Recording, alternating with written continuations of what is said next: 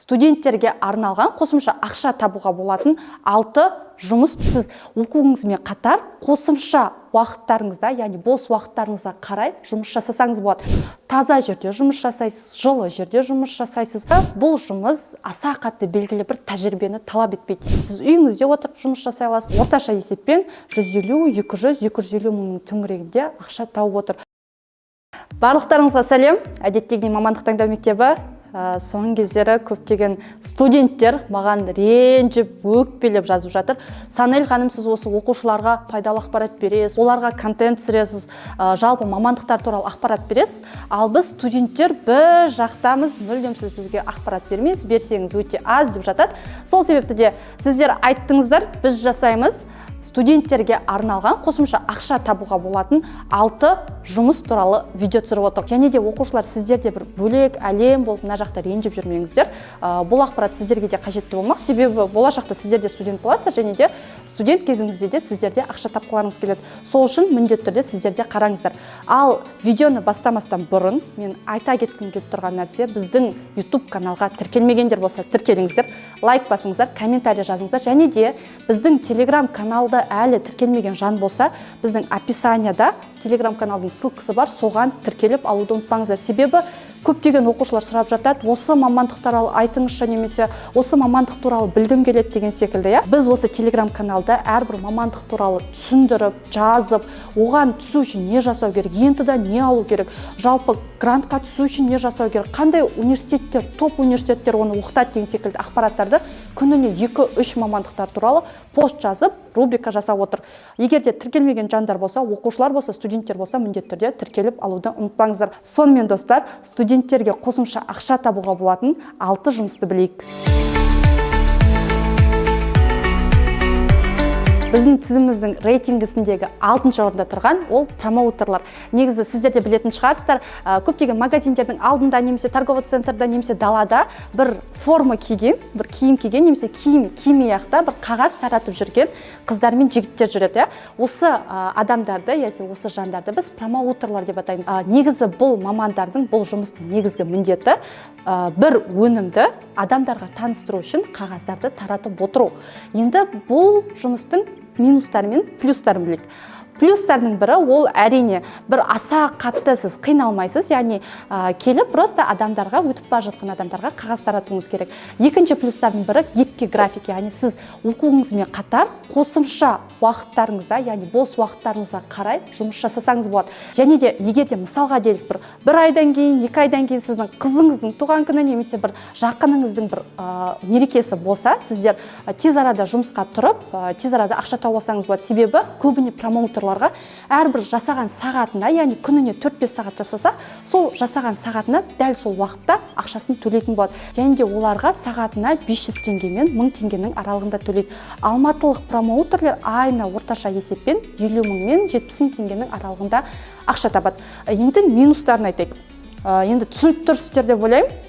Промоутер болған соң далада жұмыс жасайтын болғандықтан қыс болсын, күз болсын, көктем болсын, жаз болсын, жаңбыр болсын, дауыл болсын, қақап тұрған суық болсын, жанып тұрған күн болсын, сіз далада жұмыс жасауыңыз керек, яғни ауа райына тікелей тәуелдісіз. Екінші минустардың бірі ол сіз аяғыңызда тік тұрып жасағандықтан жалпы шаршайсыз.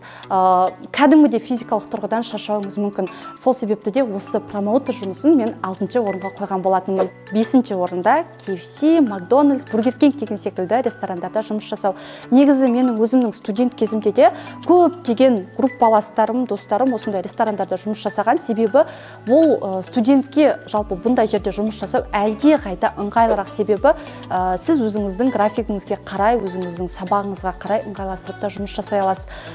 Негізі үлкен плюстарына тоқталайық. Әрине айтып кеткендегідей ол сіздің графикке қарай ыңғайластыруыңызға болады. Яғни бастапқы 2-3 ай жұмыс жасағаннан кейін жалпы басшылармен сөйлесіп, осы күндер жұмыс жасасам, осынша сағат жұмыс жасасам деп келісесіз. Екінші плюстардың бірі бұл үлкен ауқымды компания болғандықтан барлығы документациямен жүреді. Яғни кәдімгідей сіз жұмысқа тұрып жатқаныңыз тіркеледі, пенсионный фонд жүреді деген секілді. Ал енді бұл жұмыста жалпы студенттер, жұмысшылар қанша ақша алатынын айтайық. Мысалға келтірейік, Макдональдсқа жұмысқа тұрсаңыз, сізге сағатына 742 теңге төлейді. егер де пенсионный фондты алып тастасақ, яғни сағатына 593 теңге болады.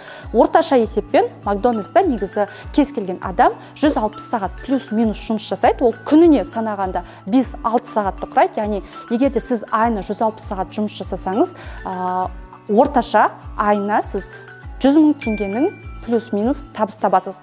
Яғни студентке оқу оқып жүріп, егер де сіз бір жағынан жақсы оқып жүрсеңіз, қосымша стипендия алып жүрсеңіз, және де қосымша 100 000 теңге тапсаңыз, енді кішігірім ақша өзіңізге де қосымша сыйлықтар сыйлап, өзіңіз басқа жақта да қыдырып та мүмкіншілік туындайды. Тағы да бір плюстардың бірі, кішігірім карьерный рост бар десек те болады. Басында сіз көмекші болсаңыз, одан кейін повар болсаңыз, одан кейін кассир болсаңыз, одан кейін бір бөлімнің, яғни мысалға Макдональдстың немесе KFC-дің бір басшысына дейін көтерілу мүмкіндігі бар. Мысалға кейбір студенттерге арналған жұмыстарда карьерный рост болмаса, бұл жақта кішігірім бар. Енді минустарына тоқталайық. Айтып кеткендей, бұл да аяқпен тұрып, кәдімгідей жұмыс жасағандықтан физикалық тұрғыдан шаршайсыз. Екіншіден, тез шалт қимылдауыңыз керек, өйткені бұл тез арада тамақты дайындау ресторандар болғандықтан тез қимылдауыңыз керек болады. Одан кейін үшінші минустардың бірі бір аса қатты бір престижный жұмыс деп айтпаймыз, әйтеуір бір жұмыс. Бірақ енді салыстырмалы тұрғыдан бағанағы далада тұрған промоутердан көрі әлдеқайда Макдональдста жылы жерде жұмыс жасаған әлдеқайда ыңғайлырақ. Төртінші орында продавец-консультанттар. Негізі продавец-консультанттар Қазақстанның кішігірім қалаларында аса қатты өтіп спрос жоғары болмағанмен де үлкен қалаларда Алматы, Нұрсұлтан, Шымкент деген секілді қалаларда әлдеқайда спросқа ие.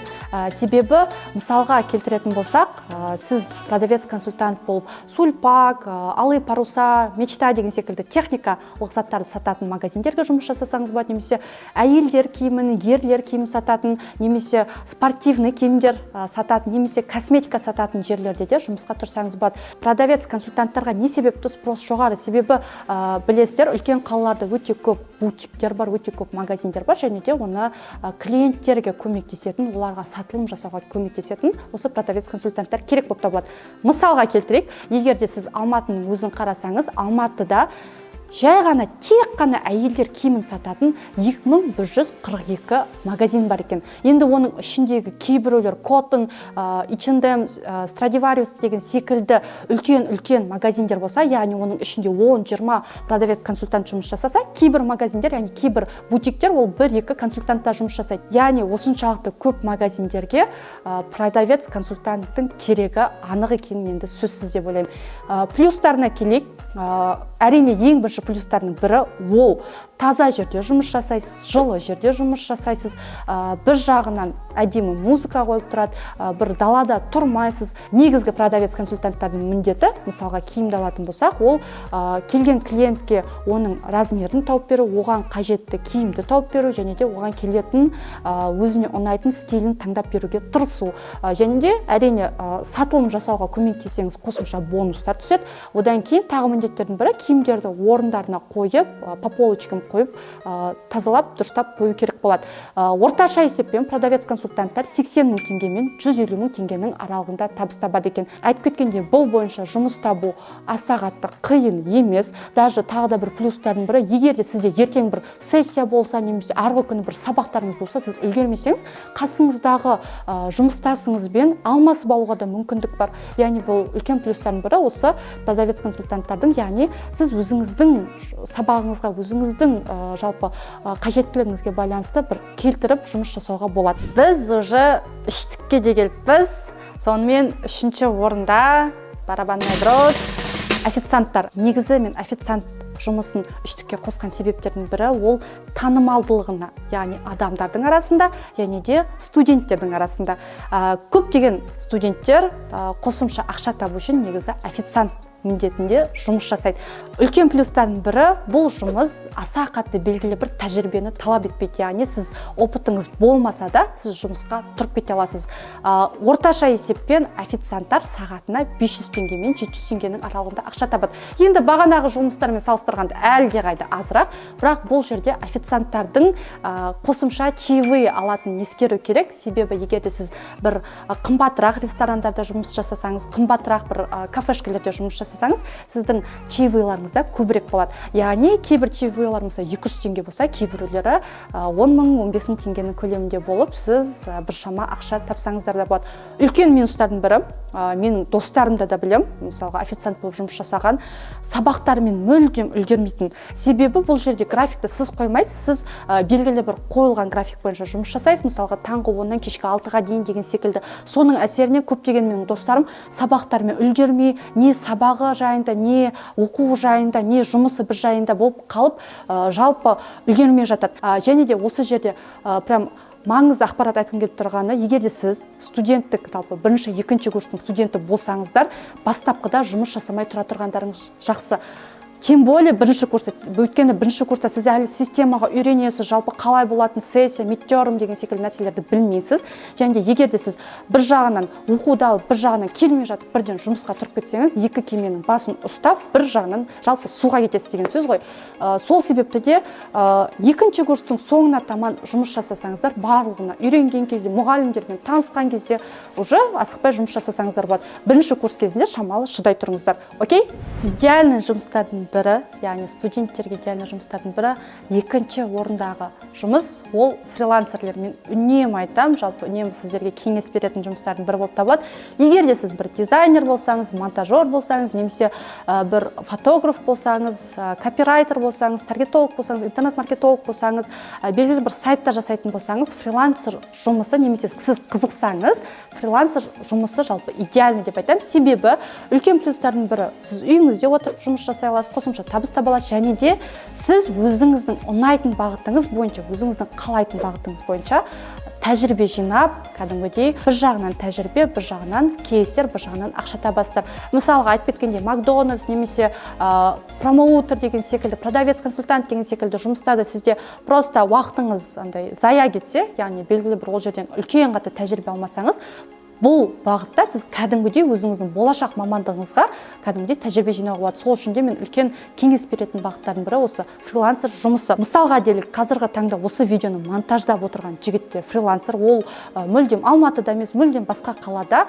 видеоны монтаждап, жасап отыр.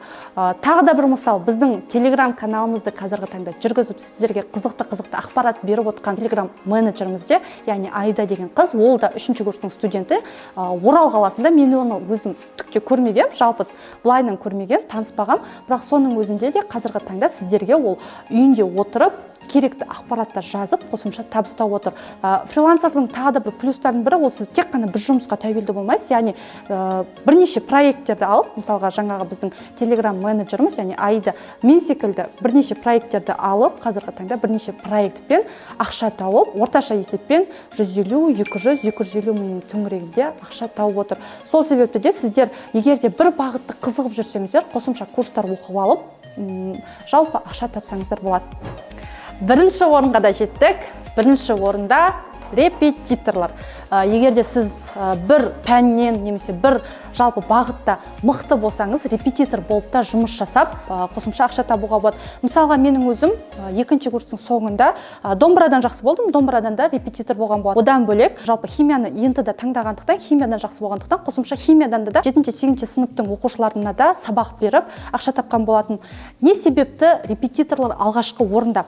Біріншіден, сіздің сағатыңыз негізі 2,5 мың мен 3,5 мың теңгенің аралығында болады. Яғни бағанағыда 500 теңге емес, сіздің сағатыңыз әлде қайда 5 есе, 3 есе көбірек.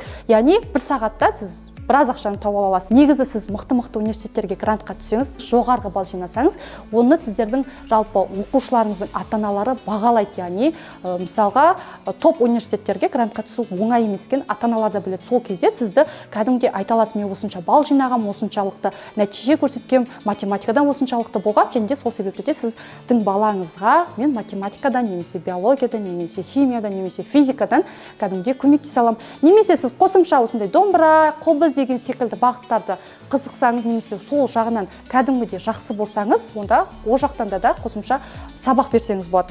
Тағы да бір плюстардың бірі, егер де сізде ертең бір немесе одан кейін бір күні ауырып қалсаңыз, немесе бір туған күніңіз болса, сіз ата-анамен келісіп, кәдімгідей уақытты да алмастырсаңыз болады.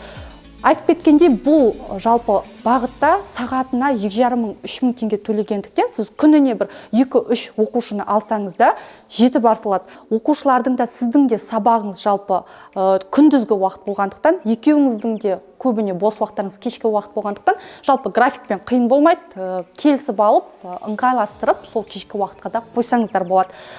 Жалпы тағы да бір плюстардың бірі, сіз егер де педагог болсаңыз, болашақ педагог болсаңыз, немесе кәдімгідей осы бір пәннен мықты болсаңыз, сабақ беріп, ақша тауып, тәжірибе жинап, кәдімгідей бір клиенттеріңізді қалыптастырсаңыз болады. Және де ол бір клиентті оқытсаңыз, кәдімгідей ата-ана риза болса, одан кейін сарафанка арқылы, яғни осы баламды оқытып жатыр едім, осы жігітке, осы қызға оқытып жатыр едім, осындай университетте оқиды екен деп, ол кеңес беріп, басқа клиенттеріңізді де қалыптастырсаңыз болады.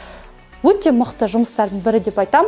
Менің өзім де сөйтіп жұмыс жасағам, менің группаластарым да жасаған, қазіргі таңда магистратурада оқып жатқан достарым да репетитор болып та қосымша ақша тауып жатыр. Және де тағы бір кеңесім, егер де сіз жаңағыдай репетитор болып жұмыс жасағыңыз келсе, бірден ЕНТ-ға дайындықты бірден алып жүрмеңіздер, яғни 10-11 сыныпты алуды қажет жоқ. Себебі сіз енді бастап жатсаңыз, ол сізге қаншақты сіз ЕНТ-дан жоғарғы алғаныңызбен де өзіңіз дайындалған бөлек, біреуді дайындатқан бөлек. Сол үшін де бастапқыда 7-ші, 8-ші, 5-ші, 6-ші сыныптың оқушыларын дайындаңыздар, одан кейін бір кішігірім тәжірибе жиналғаннан кейін ғана барып ЕНТ-ға дайындалатын оқушыларды дайындасаңыздар болады. Сонымен достар, бүгін біз студенттерге, жалпы жастарға оқумен қатар қосымша ақша табуға болатын 6 жұмысты айтқан болатынбыз. Кәдімгідей қызықты болды деп ойлаймын. Мен барынша осы видеоға ақпараттар жинауға тырыстым, сіздерге барынша түсіндіруге тырыстым. Міндетті түрде видеоға лайк басып, комментарий жазуды ұмытпаңыздар. Сосын телеграм-каналға тіркелмеген болсаңыздар, міндетті түрде описаниядағы телеграм-каналға тіркеліп алыңыздар. Ол барлығы тегін. Сіздерге просто мамандық таңдауларыңызға көмектесу үшін, мамандық туралы ақпарат білу үшін жасалған телеграм-канал. Достар, сонымен бүгінгі видеомыз аяқталды. Сәл саламат болыңыздар.